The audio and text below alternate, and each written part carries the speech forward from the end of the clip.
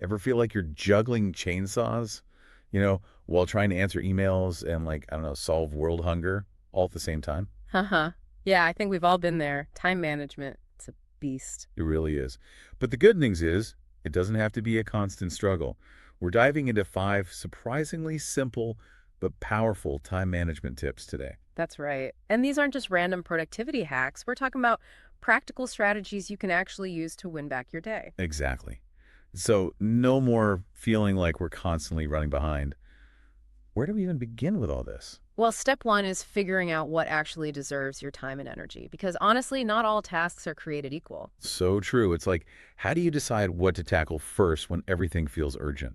Right. And that's where the Eisenhower matrix comes in. It helps you categorize your tasks based on urgency and importance. Okay, so tell me more about this matrix. How does it actually work? Basically, you divide your tasks into four quadrants. You've got the urgent and important stuff, like those deadlines you absolutely can't miss.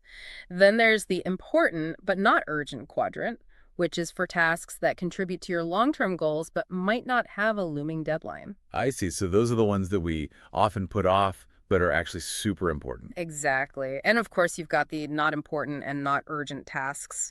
Those can usually wait or be delegated. Makes sense. So once we've used the Eisenhower matrix to prioritize, how do we actually structure our day to get everything done? That's where time blocking can be a game changer.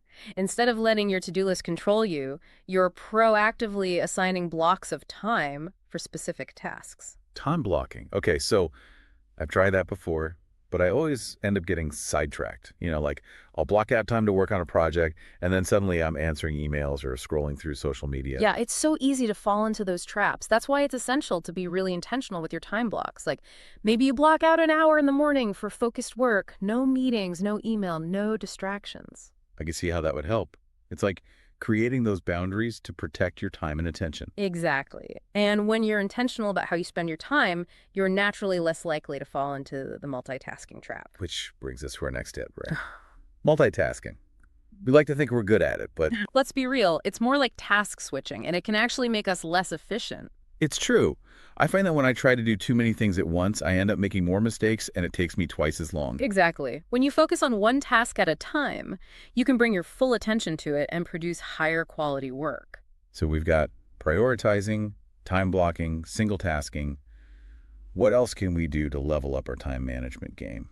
Setting deadlines, even for yourself, can be incredibly powerful. Oh, I totally agree. Deadlines definitely light a fire under me to get things done. Right. It's like that extra bit of motivation and accountability. Okay, so we're on a roll here. We've covered a lot of great tips, but I think it's important to remember that we're not robots, right? We can't just work nonstop without burning out. Absolutely. That's why taking breaks is so important. It might seem counterintuitive, but those short breaks can actually boost your productivity. It's like recharging your batteries. You can't expect to operate at your best if you're running on empty. Exactly. And what's interesting is how all these tips work together.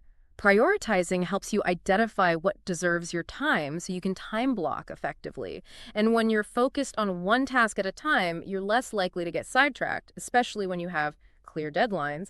But it's crucial to remember those breaks too. It's like a system, right? Each piece supports the others. Exactly. It's a holistic approach to time management. I love that. So we've covered a lot today. We talked about the Eisenhower matrix for prioritizing, time blocking to structure our days, the myth of multitasking, the power of deadlines, and the importance of taking breaks.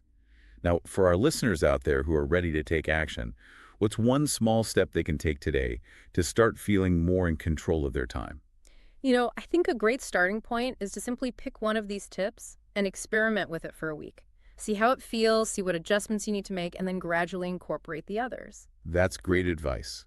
Small changes can make a big difference.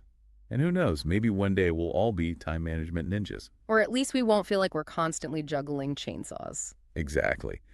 Thanks for joining us on this deep dive into time management. My pleasure.